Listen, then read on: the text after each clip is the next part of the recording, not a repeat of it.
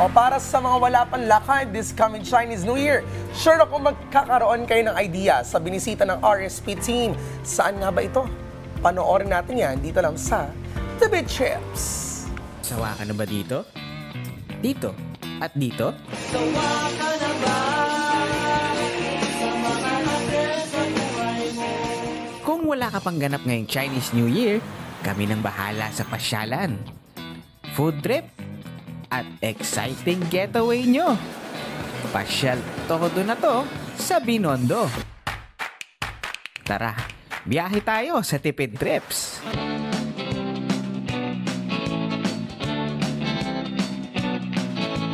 Kung nasa Taguig ka na, sakay tayo ng ferry sa Guadalupe Station papunta sa Escolta. Wait, meron pala nito? Nagsimula ang Pasig River Ferry Service na pinamunuan ng MMDA last 2014. Ito nga po ay ni-revive para maging isang alternatibong transportasyon. 5 ferry ang bumabiyahe sa 13 istasyon mula Pinagbuhatan, Pasig hanggang Escolta. Kayang magsakay ng bangka hanggang 50 pasahero. Kaya huwag nang mangamba sa disgrasya dahil pagdating sa safety, Ang aming pong mga kapitan ay lisensyado nang galing sa Manila. And then makikita po ninyo ngayon, nagkaroon po ng partnership nung nakaraan lang ang PCG at ang MMDA. Ma-assure namin na safe ang mga pasahero at lahat po naman ng ating bangka ay meron mga nakaalat na life vest. Meron pang bata at meron pang matanda. wala ka nang dapat isipin dahil libre ang pamasahe sa ferry. Pero take note sa mga restrictions sila para iwas abala. Actually po yung pagbibigay ng libreng sakay ay simula pa po last 2019. Since meron naman pong binibigay na budget ang national government ng GAA, so wala pa pong advice kung kailan siya i-reinstate. At hanggang ngayon, yun nga po ay libre pa rin. Nagsisimula ang biyahe ng Pasig River Ferry mula alas 7 ng umaga hanggang alas 5:30 ng hapon. Malaking tipid sa bulsa at oras dahil sa biyahe natin ngayon, 45 minutes lang mula Guadalupe hanggang Escolta. Kaya ituloy na natin ang trip to China.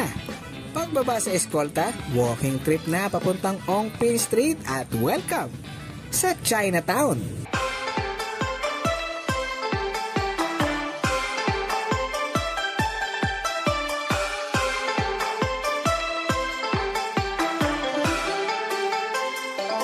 Naglalakad ka pa lang, dama na ang saya at busog na ang mga mata sa dami ng mabibili at makikita. Pero kung gutom ka na talaga, worry no more dahil chibog naman ang next mission natin.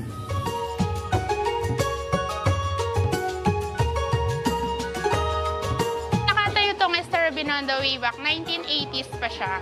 Kaya tinatawag na Estero de Binondo to kasi side lang siya ng creek kaya sinasabing estero siya. Ang Estero Fast Food ang isa sa pinakamatandang kainan sa Binondo na naghahain ng masasarap at ilang exotic na pagkain na patuloy na dinarayo. Di lang ng Pilipino, kundi kahit taga-ibang bansa.